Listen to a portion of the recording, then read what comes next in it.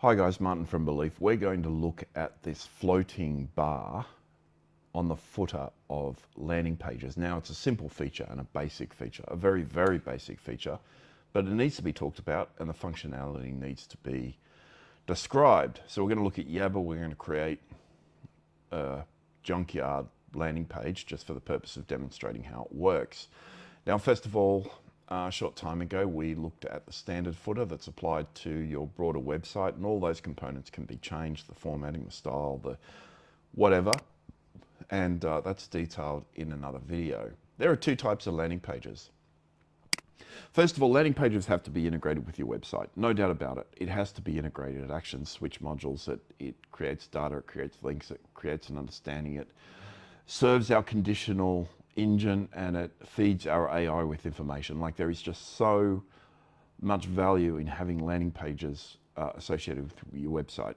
Every broker that has a website has the capacity to host their landing pages on their website. If you're not doing so, or if you're doing on a subdomain like offer.something or go.something, go.yourdomain.com.au, you're limiting the capacity, limiting the effectiveness of that page. It's a whole other topic I'm not going to go into. Now, the landing page is minimalistic.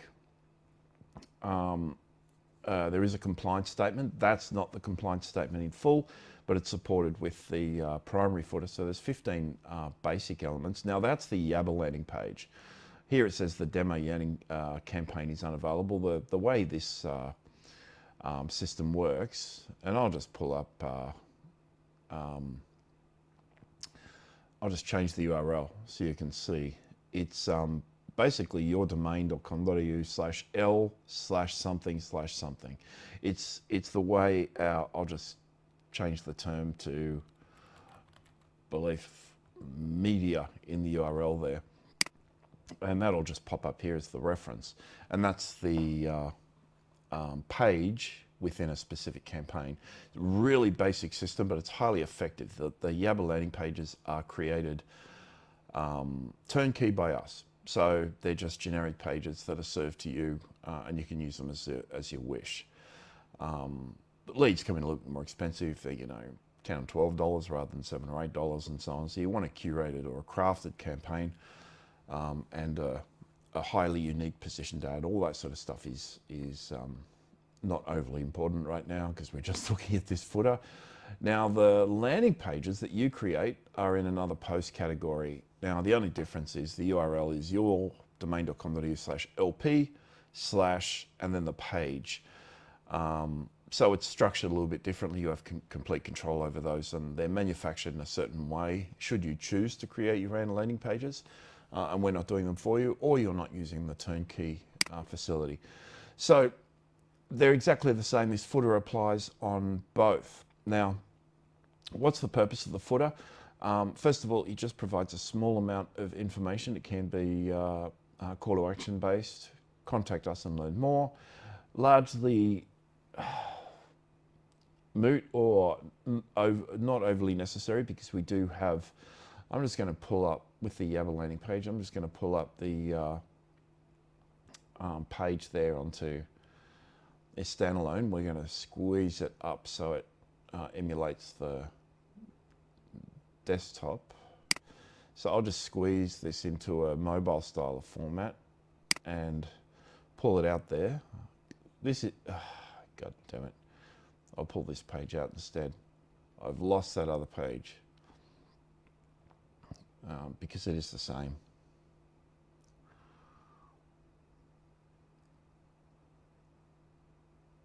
So I'll just drag this down a little bit so it's on screen. And that's kind of the framework for a landing page. On landing pages, this logo is often disabled. You do have some facilities here to create your company name and all those sorts of things, and branding is done a little bit differently. But you always have to have these elements, and another video discusses these two bars. There's a fixed bar and a floating bar, so as you scroll, the fixed bar obviously remains fixed. You need that. The number, contact, booking, and home. You need those links. They're just essential. The second bar, in fact, this entire block is the block we created in the video that describes how it's used. So then why do we have a bar down the bottom? Now, it frames the landing page, right? For reasons I'll go into another time, I'm going to try and avoid sort of the background and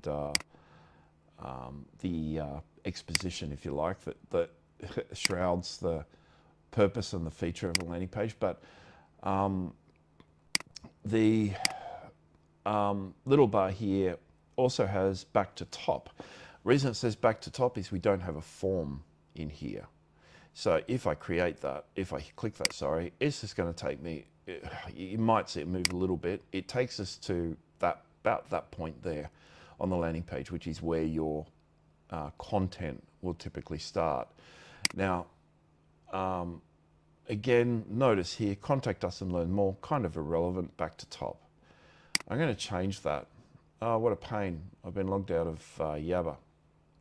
So what I'm going to do is drag this off so you can't see me logging in, but what I have got there on the screen is a landing page. This is accessed via the landing page post type within your website. Hopefully that page comes up. I'm clicking and clicking.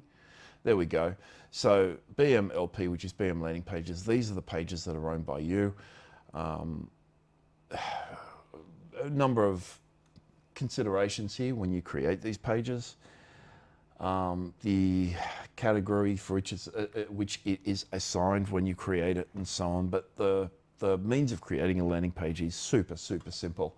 And there are a dozen ways in which to create pages and tons of assets that can be assigned to a page, all the different containers and things like that. Now, my computer slows to a halt whenever I'm doing screen recordings, and I am trying to drag another browser window back into screen so you can see Yabber. But my whole PC is frozen up, so I'm just going to talk while it decides to unfreeze itself. So, again, you have Yabber landing pages, which are managed by us, and then these, here we go, and then these internal landing pages that you can manufacture yourself. You need agility, obviously, when you create these pages. Part of that agility comes in the capacity to change colors, change features, change all this sort of stuff that sits around your pages here. So, oh boy, it's really slow. All right, to access the footer area, we're going to select website management here. And there's an option for the header and footer within the sub menu. The header item is indicated by an up arrow, and the footer area is indicated by a down arrow. And as soon as that page decides to come up, there we go. These are the two options here: website header, website footer, and logos. Website footer and logos because it does include the industry and social logos. Within the same module, you've got a link here to your general compliance statement, but that will take you to another page. And LP float. LP float is the landing page float, just this bar. Now, I'm going to select that. And there are two blocks of text we can change when we pull this page up. The first one is the text that is shown to replace contact us and learn more, and the second block is back to top. That will become very clear in a moment. Select, come on, you can do it.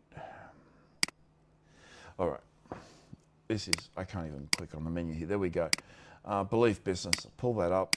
That's just one of our development websites. I'm going to call this video demo footer.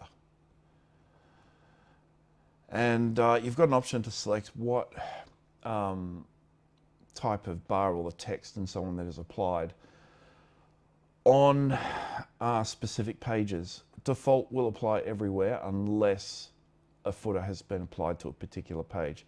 So the footer text, that's the floating component of the bar, that's the text component of the bar. We can assign some text here, and what I'll do is I'll type in demo, I'll make this uppercase, demo footer bar, just so you can see that rates can apply within the area. I'll add that little section there, and the from, The form anchor text. Now, this is the text here.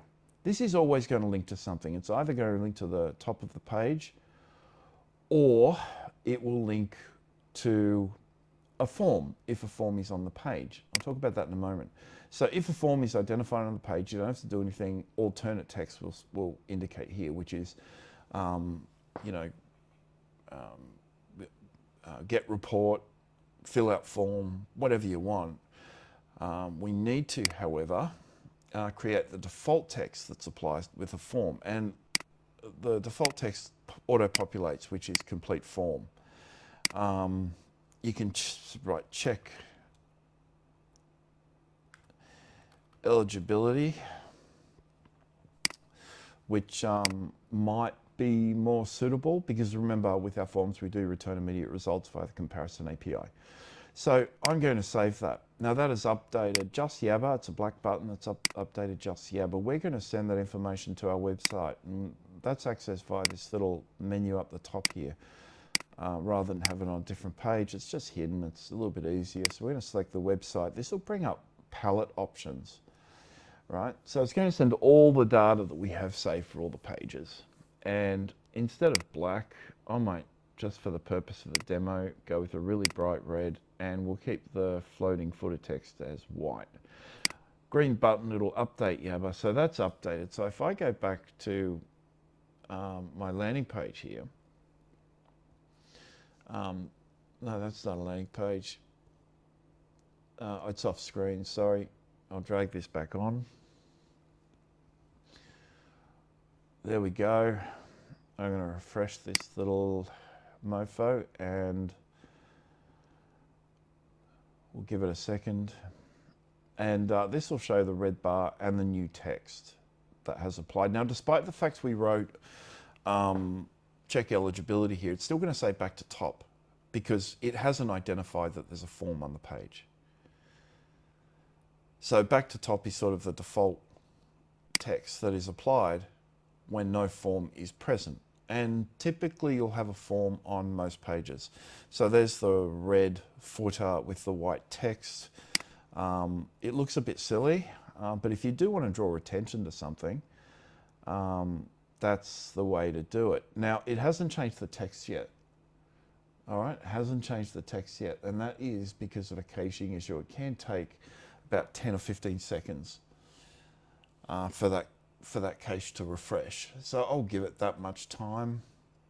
When the cache refreshes, you might see a couple of variations to the page. Let's refresh this. Come on. And hopefully this text has changed.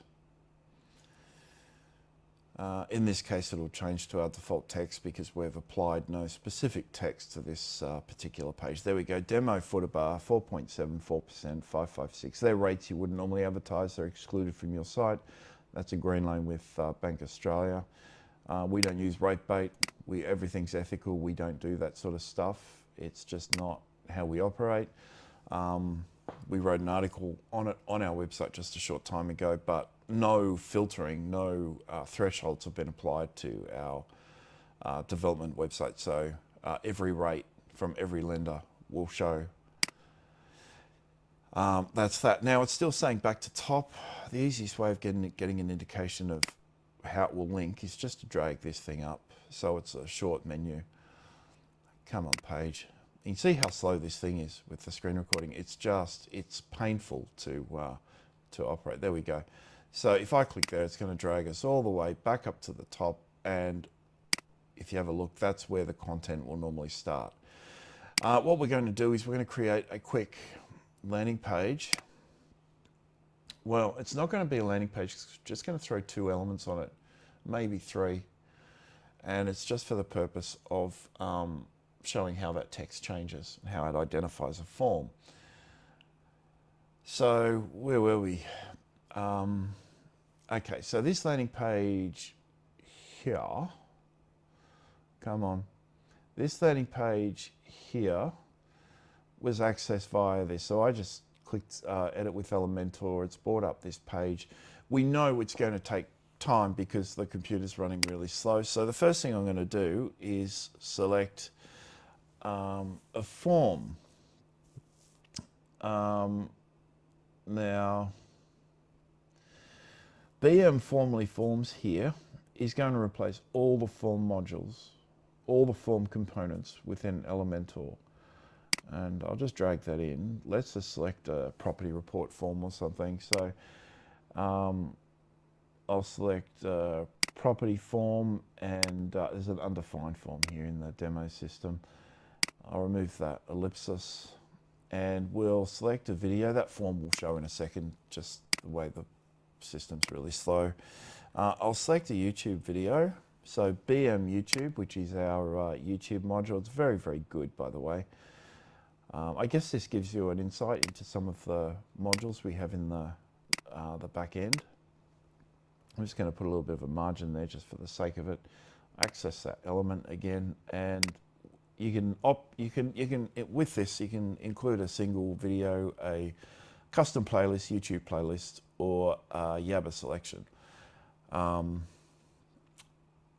It's quite robust and agile in the way in which it operates because it mirrors sort of content that's applied on and in Yabber. So we'll just use select single video. From here, we'll just select a random video in the middle there. That's a roll commission based video. Ignore all the other options. They're not really required. And we might throw in some FAQs as well. So there's the video. And just for the sake of it, we'll just throw in some Yabber FAQs. And we'll select the first home buyer FAQ list, which is quite long. It's used on FAQ pages. You wouldn't use it in or on a landing page. And again, just for the sake of cleanliness, I'll just apply a small margin there. I'm going to publish this page. All right, so now we have just 3 elements on the page. You'd never actually use it in the real world because it's hopeless. There's no information there. It doesn't do anything. But for the purpose of the demo, let's just run with it. So I'm going to pull this page up now, this landing page. I'm going to refresh it. Come on. I'm trying to drag this back onto screen. And those changes will be reflected and the page will be built. In fact, the page might be built by the time I actually drag this onto the screen. So we'll just give it a couple of seconds. Now what will happen is the back to top text, which would normally link to the top of the page, won't link to the top of the page now. It'll link to any form element or form that is identified on the page. You'll see, I'm very critical. A lot of people in the industry that build these sorts of solutions, and there's one guy in particular, we've resolved that about 90% of all the buttons on his sites don't work. They just don't work. Now, anchoring to or linking to an anchor within a page is one of the earliest HTML features. It was in the very first standard draft of the HTML document. It's bread and butter stuff. I'll just refresh this. This thing up the top is not meant to be there. And it won't show on your site. So, you know, it's staggering that people can get that wrong. And what a lot of people do is they put in these buttons throughout the page. Every 2 or 3 blocks is separated by a call to action button that's meant to link back to a form. Now, it makes sense. Here we go. Here's the demo footer bar 474 blah blah blah, and check eligibility. You click that and it's going to take us back to the form. The only way to see that is to scroll this down. You see the features here scale really nicely on a mobile. Videos and things like that, we've put a big chunky margin and stuff in between these just because we didn't apply any consideration. If I hit check eligibility, it just takes me back to the form. Now you can have these buttons throughout the landing page as well, particularly if it's more of a squeeze page. So particularly if it's long and you've got a lot of elements, you're going to perhaps have that link, and it's bulletproof. You know, you can use Elementor to drag those buttons in, and as long as you're linking to a form that actually exists on the page, this text will appear as you have defined it, and it will always link to the form without exception. I don't think in 27 years we've ever had a case where that did not work. You know what I mean? Like, it's really, really simple. It's basic stuff. So that's that, and that's how it works. Now, if we want to get, I can't handle seeing that red there, so all I'm going to do is change this back to black, because you would brand it to be consistent with your own website, your own company colors, and that's the purpose, obviously, of having that facility in place. So again, I'm going to refresh that. The color will change immediately. So those colors are sourced directly from your website. So it sources it from the active color palette or profile that you've defined yourself, all the custom colors you've added, and whatever else. And in this case, it only returns those two that apply to the background. There are other ways of updating all the colors. Every single color you have defined within the system there. So again, we'll just scroll down the bottom here, check eligibility. It just takes us straight back to the form. And I don't know if I have this one connected. So yeah, you can just select an address there and first name, email, mobile. You can have phone verification on that. We do have integrated calendars, obviously, on every single page. When it's stacked on a mobile device, it looks like that. Although, in many cases, I'm just going to click on the booking link, because in many cases on landing pages, when a user completes the form, there's an asynchronous process that takes place where we submit the data, it measures the information against our comparison API, returns that data. What degree of information you then present to a user is very much up to you, but the calendar will automatically place itself over the form. So the form will be removed once it's verified, and the calendar will be presented. And it's a super simple calendar. You'd be surprised the number of people that struggle with Calendly and all those sorts of things, and duplicate data, and it's just an absolute pain, whereas this is just an integrated experience, and it's designed in a fluid way, so it actually supports the funnel process. It's just so easy to use, and it's super simple technology. And on the basis of, for standard landing pages, on the basis of the interaction that takes place on, and notice that's an internal page. Here we've just linked directly to the booking page there. I'm going back to the landing page, but the footer does not apply. We have had some people ask if it can be added, but you know, it adds a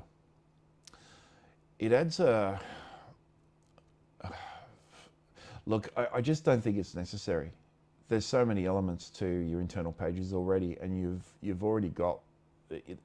There is a lead magnet on every page. I'm not sure that we have to have the footer bar there with the link to the form anchor, when that's not the primary purpose of the page, because we're leaning in towards creating our funnel pathways, education, and demonstrating those core principles of EAT and so on. So it's just one that we'll have to think about. We might include it as an option, but I would say it's unlikely, because it's competing with what we know to be best practice. So, okay, very, very quickly, you can use placeholders here. All we've done is show the rate placeholder. You can use a contact placeholder, an appointment placeholder, and so on. That doesn't include text, it includes an icon. So if you were to use contact placeholders here, it would just include a contact thingy. If you were to use appointment placeholder, which is the %% appointment, %%, it would be replaced with a calendar icon. If you include an Australian telephone number, so 8765 886, and by the way, that would not work. We need an area code, so 02 8765 886 in any format, so you can wrap the 02 around with parentheses or whatever else. You can have the space in any position, it doesn't really matter. a mobile phone number, 0400 777 300, or even 61400 777 300, it will convert that into a phone number link. So with mobiles, we recommend you just, if you want your mobile in there, type in 0400 777 300. You don't need area codes on mobiles. You don't want to mess around with country codes and whatever else. It's just messy. Just stick in your number 0400 777 300, or some people have it paired like 0400 7773 00, which sounds funny for me to say that. I hope I got it right. And all those will be interpreted by the system, and your number will be shown in this block down here as a link. So it'll launch the phone application. That said, you've got your number up here anyhow. And you've got your number, a contact or a call us button here. There's plenty of contact options throughout this page. So you don't really need to include the number there, but the facility is there should you require it. Guys, there's a ton of options actually that apply to this bottom page. For example, if we do identify a property report, and it didn't do it here because I silenced or muted the system, if it does identify a specific property report, it will say get property report, or I don't recall what the text says exactly. If it identifies a fact find, it has alternate text. So it does operate cleverly in that it shapes that text around the type of form you have on the page. You don't have to worry about it, but it does require default text that is applied either A, when the purpose of the form cannot be resolved, or in all other cases, if that makes sense. And again, if there's no form on the page, it just says top of page, because not every landing page will have a form. Remember, I'm not going to go through the landing funnel flow, but you know, that's that. There were a couple of people that asked if we could have a modal on forms on a landing page. And again, that competes heavily with best practice. You don't link to modals in terms of presenting a form on landing pages. We considered for a short time, instead of linking back to the form, launching a modal, but it's just silly. There's no point to it. It doesn't serve a purpose. And there are default modals that apply on your landing pages anyhow. For example, an exit intent, which isn't loaded on this page, but as I go towards the back button, or as I express intent to leave the page, a modal will pop up, or a timed modal. So if someone's on a page for 2.5 minutes or something like that, a modal will pop up. So there's various options that apply there, and it's all sort of supporting that underlying escalation of commitment ideology that we lean on and rely upon for our high-performing results. So that's that. It's a super simple feature, guys. Like, honestly, it's so basic. It's just a floating banner. But again, just understand that there are some options here within Yabber that allow you to apply some customizations if you want them. Now, again, I'm going to come back to rate, because I've got rate as a demo here and rate as a demo there. Look, I wouldn't necessarily use rate as a focus on a landing page. The number of disclaimers is significant. And usually we pair the disclaimers with the rate itself, so it tends to detract from the primary purpose of the page. It's acceptable to have one. I guess this is another discussion, and maybe Dom and I'll sit down when we talk more about landing pages, because it's such a big topic, or it can be a big topic. It's something exceedingly simple. You've seen here, like, this is more comprehensive than maybe half of all the landing pages on the market. We created it in 10 seconds with no consideration to what we were doing. It's really that easy. If this is a property report, as I submit the form, it'll redirect to a second page based on the first page interaction. So if I provide a phone number, if I provide a booking, if I am just a basic subscriber, if it's a value-based offer or something, we will get sent to a second page, and that second page implies that either, you know, if they've provided a phone number or a calendar appointment, we escalate them in a vastly different way to a standard subscriber, and we present that calendar booking form again to them. And we usually have another video that focuses on the value of our general proposition and promise. The landing flows differ. There are about 25 primary finance funnels that we use. And all of that is outside the scope of this particular video, because I have to remember we're just talking about this super simple banner down the bottom. But if you don't have those, your landing pages are ineffective. I'm just going to say that objectively. If you don't have these two rows here and this row here, keeping in mind we've only had the bottom row for 7 years or something. We've had the top two rows for about 15 years because it's just proven itself to be the single feature that improves upon your landing page conversions, probably more, and this is first page contact conversions, but it improves upon those conversions more than anything else that can ever be nested within the content. It's again something I'll have to come back and talk about in another video. Wish I didn't go down that rabbit hole, because all I've done is just sort of scratch the scratch on the scratch of the surface. Nonetheless, guys, super simple. It's there, it's turnkey, it's valid. If you do create your own landing pages, just keep in mind you should go through and just create those two default values. If we're able to resolve alternate values, they will be applied.